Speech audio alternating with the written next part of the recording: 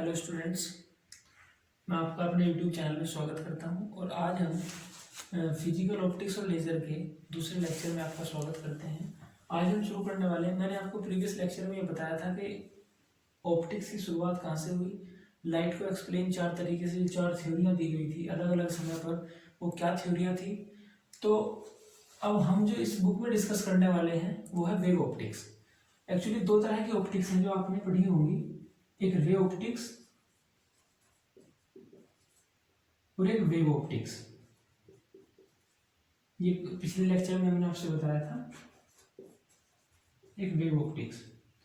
So ray optics is based on the rectilinear motion of the light. Means जब light straight path पर motion करे, straight path में गति करे, तो वो जो ऑप्टिक्स होगी उसको हम कहेंगे रे ऑप्टिक्स। इससे हमने एक्सप्लेन की दो फिनोमिना, रिफ्लेक्शन और रिफ्रैक्शन। और जो फिनोमिना थी जैसे इंटरफेरेंस, डिफ्रैक्शन, पोलराइजेशन, वो ये ऑप्टिक्स एक्सप्लेन नहीं कर पाई। सो उसके कुछ समय बाद, जो पहली थ्योरी थी, तो उसके कुछ समय बाद हाइगेंस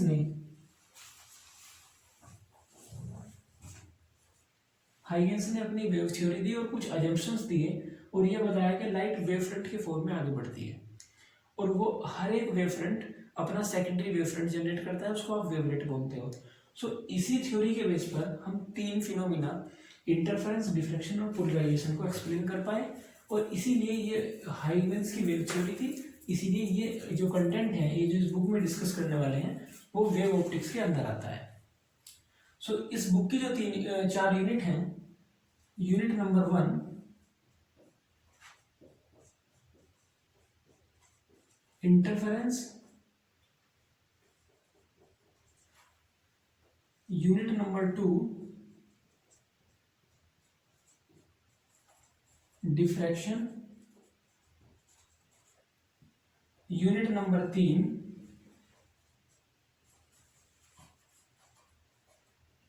पोलराइजेशन और यूनिट नंबर 4 लेजर। सो ये जो स्टार्टिंग की तीन यूनिट हैं, आप इनको एप्लीकेशन बोल सकते हो वेव थ्योरी का।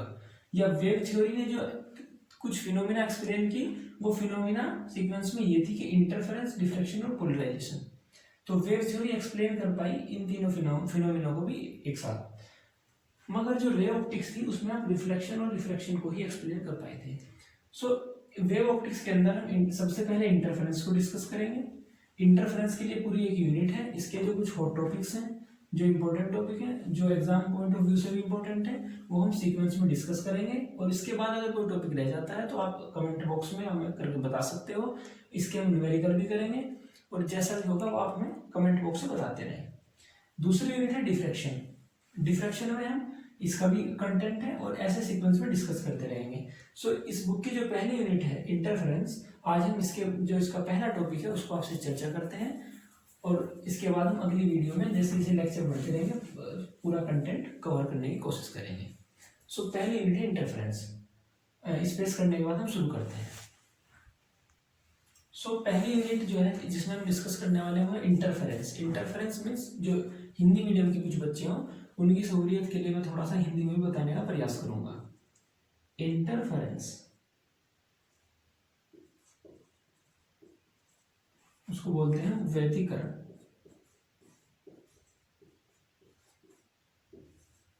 देखो, इंटरफेरेंस से आप इसके सबसे ही समझ सकते हो, जब दो वेव इंटरफियर करें, एक दूसरे को हस्तक्षेप करती हैं, जब दो वेव एक दूसरे को हस्तक्षेप करें तो वो क्या पैटर्न जनरेट करती हैं, वो एक दूसरे को नष्ट कर देती हैं या एक दूसरे को सपोर्ट करती हैं। तो उसी बेस पर दो तरह के इंटरफेरेंस पढ़ने वाले हैं। एक पहला इंटरफेरेंस होगा कंस्ट्रक्टिव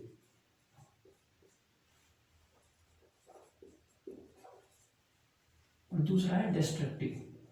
जब किसी बिंदु पर दो वेव अपोजिट फेस में मिलेंगी, अपोजिट डायरेक्शन में मिलेंगी, एक वेव इस डायरेक्शन में गति करे, दूसरी वेव इस डायरेक्शन में गति करे, तो वो एक दूसरे को डिस्ट्रक्ट करेंगी और यदि दोनों वेव एक ही डायरेक्शन में गति करें तो एक दूसरे को सपोर्ट करेंगे, एक साथ चलेंगे, तो वहां पर कंस्ट्रक्शन होगा, इसलिए वो कंस्ट्रक्टिव इंटरफेरेंस होगा।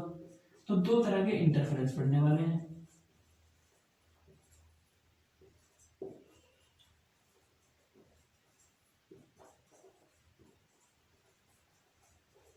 इंटरफेरेंस। सो इस यूनिट का जो पहला टॉपिक है, प्रिंसिपल ऑफ सुपरपोजिशन।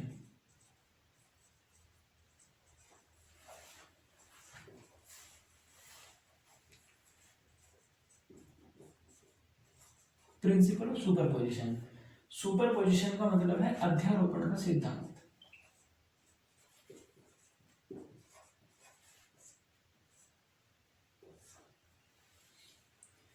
तो प्रिंसिपल ऑफ सुपरपोजिशन ये कहता है कि जब दो या दो से अधिक वेव किसी मीडियम में एक साथ गति करती हैं और किसी बिंदु पर वो जाकर अगर एक दूसरे को क्रॉस करती हैं या मिलती हैं, तो उस बिंदु पर जो रिजल्टेंट, जो परिणामी विस्थापन है, परिणामी डिस्टरबेंस है, रिजल्टेंट डिस्टरबेंस, वो इंडिविजुअल वेव के अलग अलग वेव के डिस्प्लेसमेंट के वेक्टर सम के बराबर होगा। क्योंकि डिस्प्लेसमेंट जो है वो वेक्टर क्वांटिटी है, तो इसीलिए हम इसको वेक्टर सम से कैलकुलेट करेंगे। सपोज करो इफ टू वेव, अगर दो वेव हो उनका अलग अलग एम्पलीट्यूड हो, A1 amplitude for the wave 1 और A2 amplitude for the wave 2, तो हम उनके लिए वेव इक्वेशन ऐसे लिख सकते हैं for displacement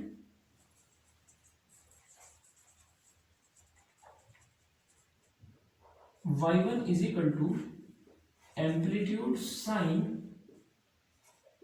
omega t, where omega t is the angular frequency, A1 is the amplitude, Y1 is the displacement for the first wave, Y2 for the second wave, A2 sin omega t plus phi, phi या delta भी बोल सकते हो। सो phi is the phase difference।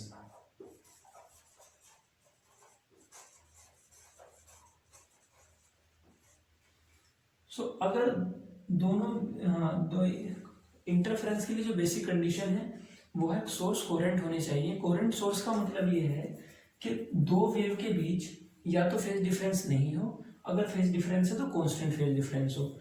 ये basic condition है interference के लिए। तो फेज डिफरेंस कैलकुलेट करेंगे हम और वो कांस्टेंट होना चाहिए, ये बेसिक कंडीशन है। अगर हम प्रिंसिपल ऑफ सुपरपोजिशन लगाते हैं,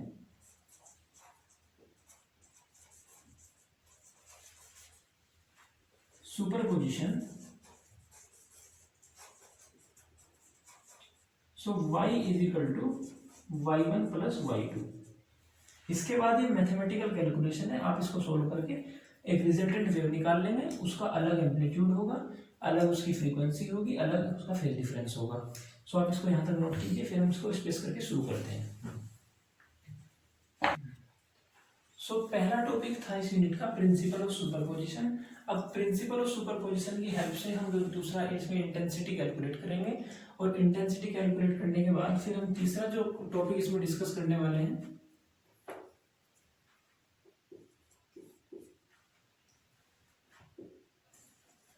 condition for sustain interference.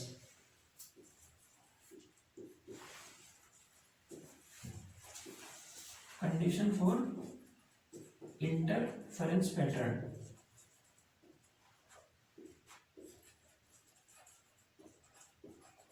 Basically इसमें चार कंडीशन रिक्वायर्ड है। नंबर एक, source should be coherent, source coherent होना चाहिए, मीन्स कांस्टेंट फेज डिफरेंस। दूसरी condition, monochromatic source,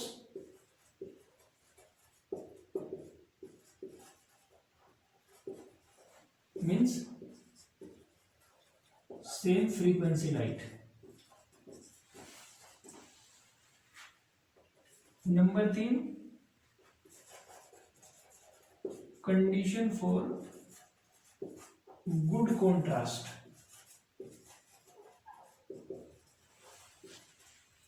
means same amplitude.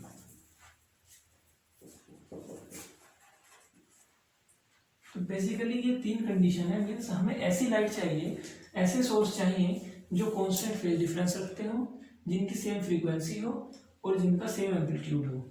अगर सेम एम्पलीट्यूड होता है तो A1 minus A2 is equal to 0, तो गुड कॉन्ट्रास्ट के लिए अच्छा है। लाइट सेम फ्रीक्वेंसी होगी तो कंफ्यूजिंग पैटर्न नहीं मिलेगा। अल्टरनेट ब्राइट और डार्क फ्रिंज हमें मिलेंगी। कांस्टेंट फेज डिफरेंस होना चाहिए। ये बेसिक 3-4 कंडीशन है जिनको हम चर्चा करेंगे इसमें। फोर्थ नंबर पर इंटरफेरेंस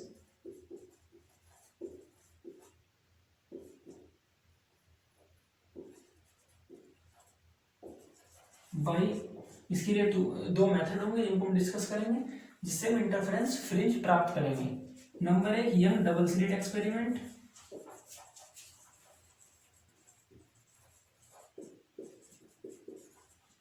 और नंबर 2 पर बाई प्रिज्म। यंग एक साइंटिस्ट का नाम है जिन्होंने इंटरफेरेंस फ्रिंज एक्सप्लेन करने के लिए इंटरफेरेंस फ्रिंज प्राप्त की किसी स्क्रीन पर। अपने उस एक्सपेरिमेंट का नाम इन्होंने अपने नाम पर यंग डबल स्लिट, एक डबल स्लिट मीन्स इन्होंने मोनोक्रोमेटिक लाइट सोर्स और कोहेरेंट सोर्स जनरेट किया एक सोर्स से। डबल स्लिट का मीन्स है 2 पिन होल्स, तो ये स्लिट S1, ये स्लिट S2। तो इसीलिए क्योंकि इसमें 2 पिन होल हैं, इसीलिए इसको डबल स्लिट एक्सपेरिमेंट कहा गया। और ये सेम इंटरफेरेंस पैटर्न प्राप्त कर सकते हैं किसी डिस्टेंस d पर। अगर कोई स्क्रीन रखी हो तो किसी बिंदु पर हम alternate bright dark bright dark bright dark fringe प्राप्त कर सकते हैं। ये डबल स्लिट एक्सपेरिमेंट होगा। और फिर बाइप्रिज्म एक ऐसी टेक्निक है जिसमें आप 2 ग्लास प्लेट्स को बैक टू बैक मिलाते हो और उसमें जो डबल प्रिज्म बन जाता है, इनका ये एंगल फिक्स होता है। और इससे जब आप पैटर्न प्राप्त करोगे, ऐसे लाइट सोर्स जनरेट करोगे, तो 2 सोर्स होंगे जो कि कोहेरेंट सोर्स होंगे। तो बाइप्रिज्म का हम एप्लीकेशन से यूज करेंगे। ये 2 तरीके होंगे जिससे हम इंटरफेरेंस पैटर्न बनाएंगे। और 5th नंबर पर हम डिस्कस करेंगे optical path retardation. Optical path retardation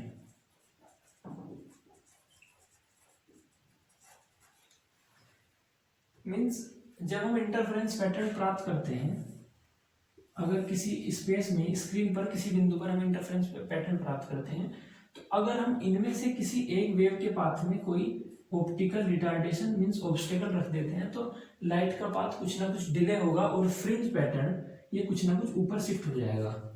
सो अगर वो ये जो रिटार्डेशन है, ये जो अवरोध है, ये जो ऑब्स्टेकल है, ये कोई माइका शीट हो सकती है, कोई ग्लास शीट हो सकती है, कुछ भी आप ऑब्स्टेकल ले सकते हो। सो फिर हम ऑप्टिकल पाथ रिटार्डेशन को डिस्कस करेंगे। और छठा टॉपिक होगा जिसमें हम डिस्कस करेंगे इंटरफेरेंस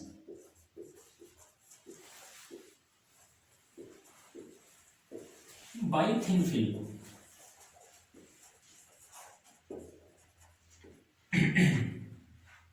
इसमें 2 तरह के इंटरफेरेंस आप प्राप्त करोगे, इन reflected light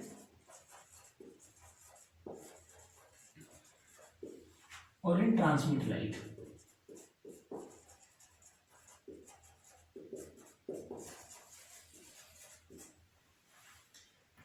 so interference by thin film. Thin film, जब आप किसी फिल्म पर, थिन फिल्म मीन्स बहुत ही स्मॉल थिकनेस की लाइट, 1 नैनोमीटर रेंज की अगर कोई आप थिन फिल्म यूज करोगे और इस पर जब लाइट इंसिडेंट कराते हो, तो इसमें कुछ पार्ट रिफ्लेक्ट होगा, कुछ पार्ट रिफ्लेक्ट होगा किसी एंगल पर, और उसके बाद यहाँ से वो ट्रांसमिट होगा। तो ये फिर यहाँ से रिफ्लेक्ट होगा और एक पैटर्न तो यहाँ प्राप्त होगा, एक पैटर्न यहाँ प्राप्त होगा। तो रिफ्लेक्टेड लाइट में हम इंटरफेरेंस पैटर्न प्राप्त करेंगे और ट्रांसमिट लाइट में हम इंटरफेरेंस पैटर्न प्राप्त करेंगे।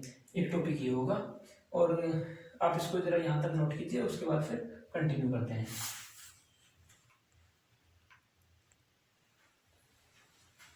इस यूनिट का जो सबसे आखिरी टॉपिक होगा, उसमें हम डिस्कस करेंगे 3 ऐसी टेक्निक जिससे हम जो हमने लाइट यूज़ की है इंटरफेरेंस पैटर्न प्राप्त करने के लिए, उसे हम वेवलेंथ और उसका रिफ्लेक्टिव इंडेक्स कैसे कैलकुलेट कर सकते हैं मीडियम का। तो उसके लिए 3 मेथड हैं। एक तो है Newton ring experiment, Newton's ring experiment.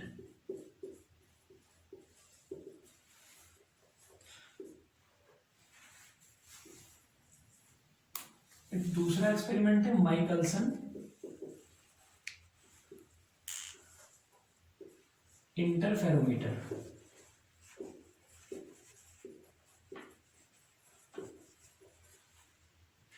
और एक तीसरा एक्सपेरिमेंट है फैब्री पेरोट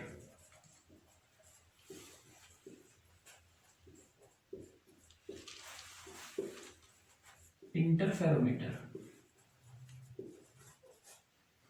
सो ये जो 3 मेथड हैं ये आपको वेवलेंथ के लिए फॉर्मूला, रिफ्लेक्टिव इंडेक्स के लिए फॉर्मूला देंगे।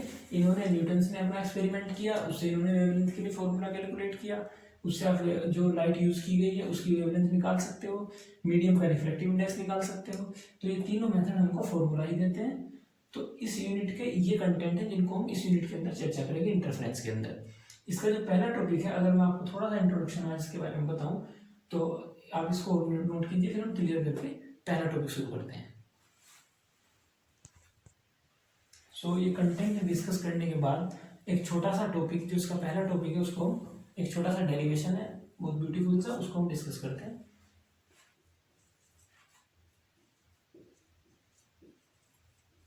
रिजल्टेंट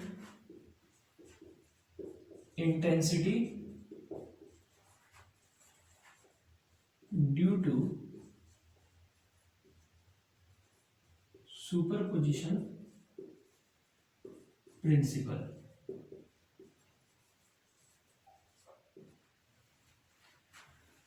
सो देखिए आप कि अगर ये एक लाइट सोर्स हो और हम इससे 2 कोहेरेंट सोर्स जनरेट करते हैं,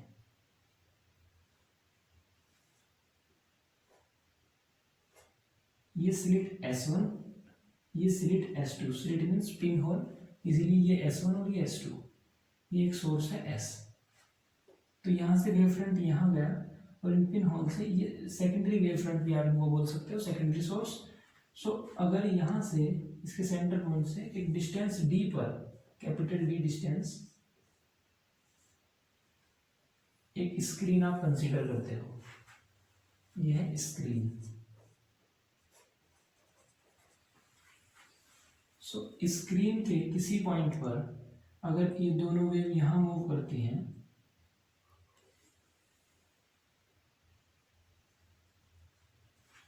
सो इस बिंदु पर पहुंचने पर इनमें कोई पाथ डिफरेंस नहीं है, तो पाथ डिफरेंस 0 है, तो यहां पर आपको सेंट्रल मैक्सिमा मिलेगा।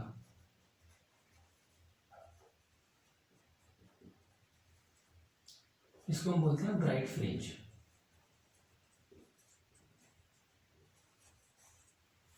और अगर हम इंटेंसिटी डिस्ट्रीब्यूशन स्क्रीन के किसी पॉइंट पर कैलकुलेट करना चाहते हैं, सो अगर यहां से वेव इस बिंदु पर गई, मान लिया इस बिंदु का नाम है P, और सोर्स S2 से भी एक वेव यहां गई, तो हम इस बिंदु पर इंटेंसिटी कैलकुलेट करना चाहते हैं।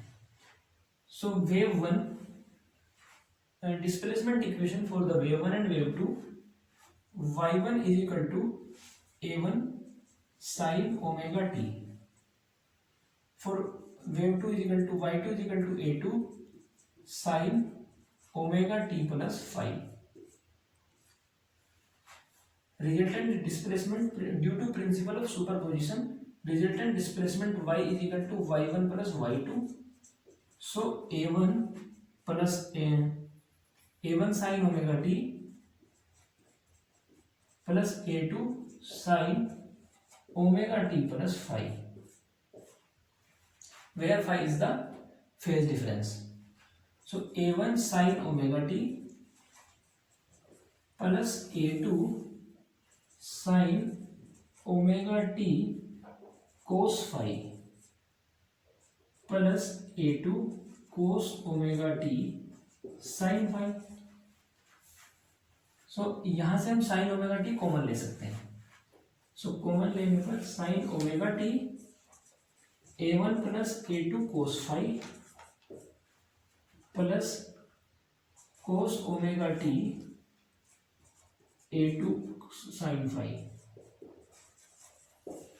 ओके, अब आप ये मान लीजिए कि let us A1 plus A2 cos phi is equal to R cos theta, और A2 sine phi is equal to R sine theta. So अगर हम ये वैल्यू यहां पर पुट करें, इसको आप बोलिए A और B, value of A and B put in equation 1। तो on putting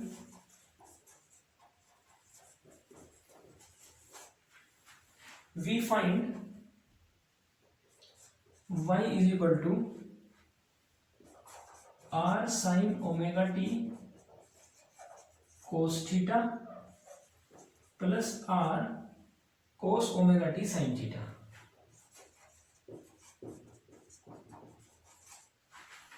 so y is equal to r sin omega t plus theta। Equation number 2. So this is the resultant displacement for due to two waves। ये आप note कीजिए एक बार।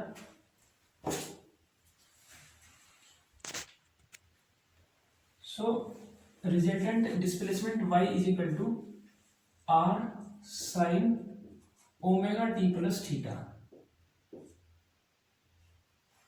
To find out the resultant intensity, we know that कि intensity is proportional to amplitude का स्क्वायर। So amplitude is the R. So from A and B when we squaring the both side and adding, so we find R square cos square theta plus sine square theta. तो जब हम इसका square करते हैं R square cos square theta plus R square sine square theta. So cos square theta plus sin square theta is equal to 1 is equal to a1 plus a2 cos phi का whole square plus a2 sin phi का whole square,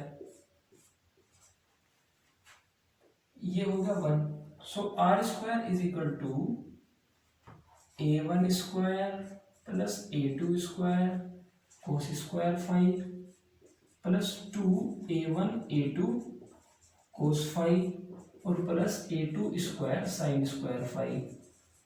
सो a2 square cos square phi plus a2 square sine square phi, common ले सकते हो आप a2 square. So sine square phi plus cos square phi is equal to 1। So r square is equal to a1 square plus a2 square plus 2a1 a2 cos phi.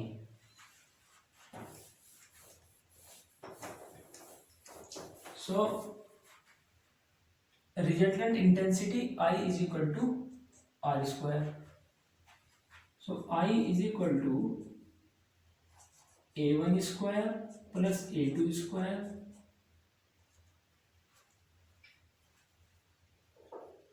plus 2A1 A2 cos phi। A1 is the amplitude for the primary wave और A2 is the amplitude for the secondary wave। So intensity ये I1 plus I2 plus 2 I1 under root और I2 under root और cos phi। So resultant intensity is the I1 plus I2 cos phi, I1 plus I2 plus 2 I1 under root I2 under root cos phi। For maximum इसी क्रम में हम निकाल सकते हैं कि cos फाई की जो मैक्सिमम वैल्यू होगी वो 1 होगी। अगर हम यहाँ पर 1 पुट करते हैं सो I1 I2 ये तो मैक्सिमम इंटेंसिटी कैलकुलेट कर सकते हैं I1 प्लस I2। अभी हम इसको आप नोट कीजिए, पुट करके दिखाते हैं। So for maximum intensity suppose करो ये इक्वेशन नंबर 3 और ये equation number 4. So from 3 maximum intensity for maximum intensity cos phi should be 1.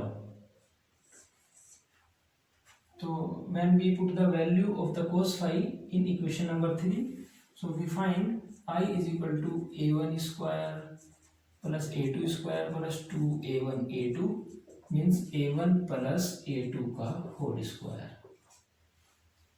if a1 is equal to a2, so I is equal to 4a का square. It is the maximum intensity.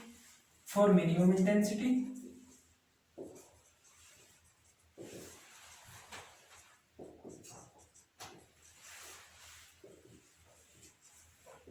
cos phi should be -1. So I become a1 minus a2 का whole square. और if a1 is equal to a2, so I should be 0. So maximum intensity is the 4a square और minimum intensity is the 0. So आज के इस lecture में हम यहीं तक डिस्कस करते हैं. जो और आगे का इसका बचा हुआ भाग है और अगला टॉपिक हम अगले लेक्चर में डिस्कस करेंगे. अगर आपको हमारा ये लेक्चर पसंद आया हो तो हमारे चैनल को सब्सक्राइब कीजिए, लाइक कीजिए, शेयर कीजिए. और आपकी कोई क्वेरी हो, कोई क्वेश्चन हो तो आप उसको कमेंट बॉक्स में करके हमसे पूछ सकते हैं. हम आपकी समस्या का समाधान करने की पूरी कोशिश करेंगे. Thank you.